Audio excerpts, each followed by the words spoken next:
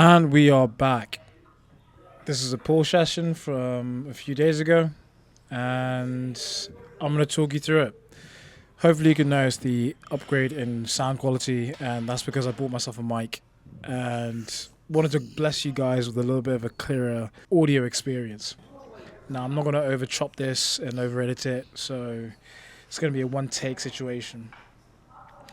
I started out here with some what I wanted to be stiff leg deadlifts, but what ended up being way too heavy for me, and what ended up turning into conventional deadlifts, because I just was not letting my ego go and calm down. I wanted to pull some heavy weight off the floor, so that's what I ended up doing. In hindsight, I really should have just dropped the weight a little bit and gone for a few more controlled and smarter reps, but yeah, like you're seeing, I just want to rip some stuff off the floor and get some frustration that I had out on that morning. Now, a lot of my friends in the gym know me as the guy who just doesn't deadlift anymore, and I stopped a while ago because of the cost-benefit analysis that I did in my head. I was thinking to myself, I'm probably going to get injured doing these at some point, especially if I do them really, really heavy, but I really love doing these, and I remember watching a Jordan Peters video, trained by JP on Instagram. He was just saying like the effect that pulling off the floor has on hypertrophy for the back, and the look that you can get from it. And on top of that, he was talking about the mental effect it has on him, and how much he just likes doing it because of that. And I'm very much the same. I love doing my snatch grip deadlifts and really taxing myself and pushing myself and asking myself what I'm made of is the most ego lifters thing I could do, but I like doing it. So straight after the deadlifts that I did, I went into training biceps, and this session you'll probably notice is very much out of order in comparison to my other pull sessions. This was just basically me trying to play around and see how this felt, because what I've been seeing online is, or what I've been understanding online is, there's no one best way of doing anything. And arguably the best way of doing anything is the way you like it and the way you enjoy it. And yes, the target is hypertrophy. I am going to get that with other training principles that I'm going to be employing. But how am I going to make the session the most enjoyable I can? And how am I going to feel the best in the session and afterwards? That being said, with hindsight, I don't think I'm going to be organizing my sessions like this in the future. I think it's going to be going back to a more traditional, heavy pulling movements at the beginning, and then my arm and accessory stuff towards the end. My arms have grown a little bit from organizing my sessions by having my biceps hit at the front for the past few months. However, I think if I want to grow as much as I can, or as much as possible the next few months after my cut, I think I need to go back to something more traditional. But for the time being, I'm slowly settling into what I think is going to be my split for the next few months or maybe years. And I'm really enjoying it. I think everybody needs to go through a phase where they play around with what they're doing. And that's exactly what I've been doing. I don't think it's healthy to get stuck in your old ways and to never change and to not hear or react to new stimulus. That new stimulus being other people telling you their ways of training. And I'm really lucky in the fact that the gym that I go to has a lot of really smart individuals that help you develop what your training principles are and how your training is meant to be. Ready for a call? No. I just started recording everything. Yeah. And Performance, yeah. yeah, no, I say I'm posting stuff online. I've been really enjoying using this machine for the last few months as well. I was a huge traditionalist for a really long time, thinking that free weights and loading those heavily was the only way of going, really.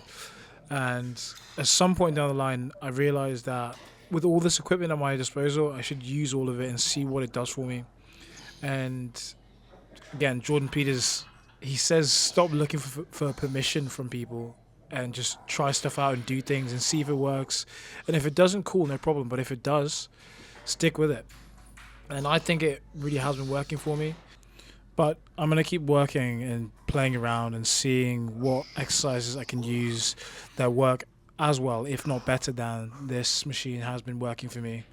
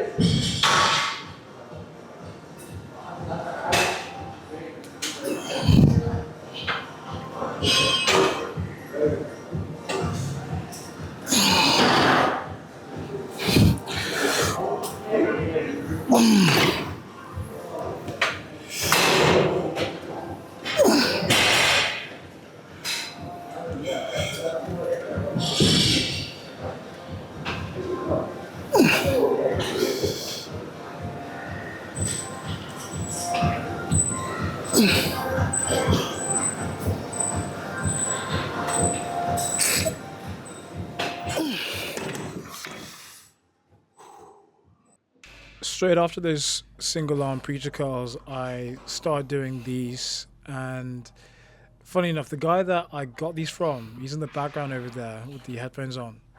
He's one, huge, two, really knowledgeable about training.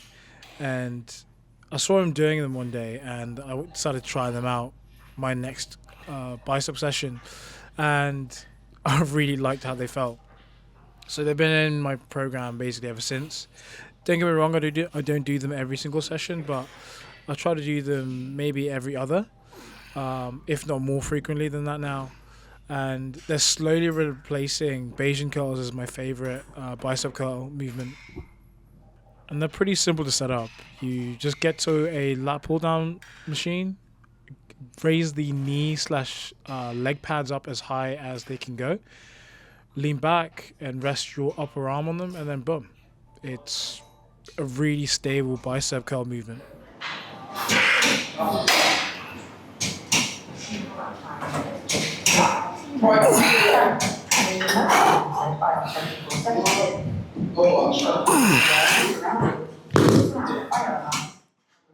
You probably would have noticed as well that I'm taking most, if not all of my sets, basically to failure, or maybe one rep in reserve.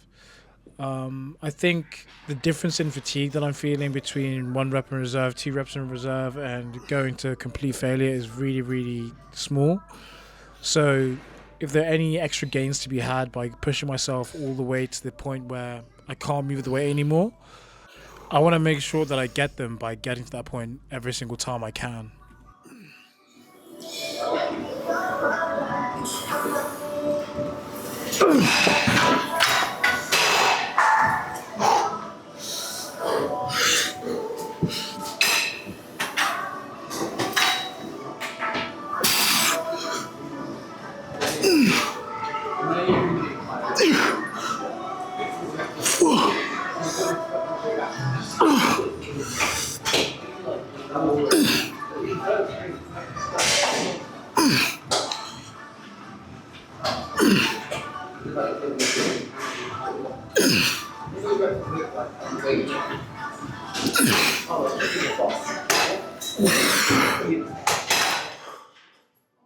Now, alongside going to failure for most of my sets, I'm using a couple of other training principles to make sure that I'm getting as much muscle recruitment or engagement as I can. I'm trying to slow down my reps, standardize my reps, and make sure I'm repeating every single rep the same as the last every single time. That means if I standardize my reps, form doesn't play as much of a role in weight fluctuations from set to set or session to session, which means I can implement progressive overload correctly. And that's what we're after when we're training for hypertrophy or strength, which are basically the same thing, or the Venn diagram of which looks very much overlapped when you're talking about bodybuilding. And if you are chasing these things, progressive overload is paramount. You want to be loading yourself near maximally and incrementally increasing the weights that you're working with or increasing the volume that you're working with, whichever one results in fatigue, which is less impactful on your life or your training. However, if bodybuilding or building the physique that you want is the most important thing to you, or one of the most important things to you, fatigue is part and parcel to building this thing that you want. It's something that you can't get away from, and you just have to program accordingly. And it's just one of those things that exists. You will get tired from training this way, or training intensely at some point. That's why you've got to deload or rest and take a break.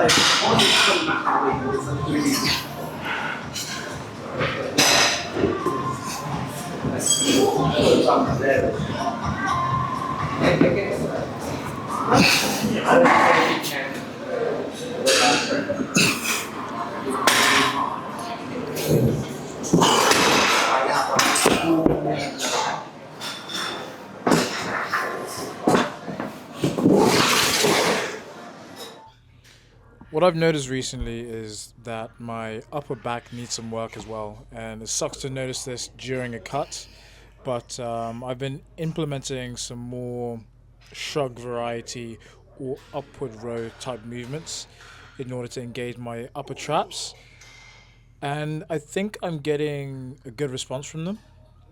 However, only time will tell, and I need to go through a proper gaining phase of lifting heavy weights and actually attacking them properly before I start seeing the kind of results that I want to. Although it is possible to build muscle during a cut, I don't think I'm going to be building so much that I see a noticeable difference in my traps by doing these movements. And of course, on my heavy pull days, I'll be implementing some kind of pulling from the floor, which will again engage a lot of my upper back and my traps. And yeah, I'm looking forward to seeing what kind of gains I get from doing these kinds of movements. And this is probably one of my most favorite ones now. I used to do the chest supported row on the seated machine in the direction that I'm facing here, behind the camera, but it's not something I felt really comfortable with. You can probably hear me in previous videos saying or trying to figure out how to make it feel the best for me, but I just never really got it to stick. And these are a fantastic replacement for them.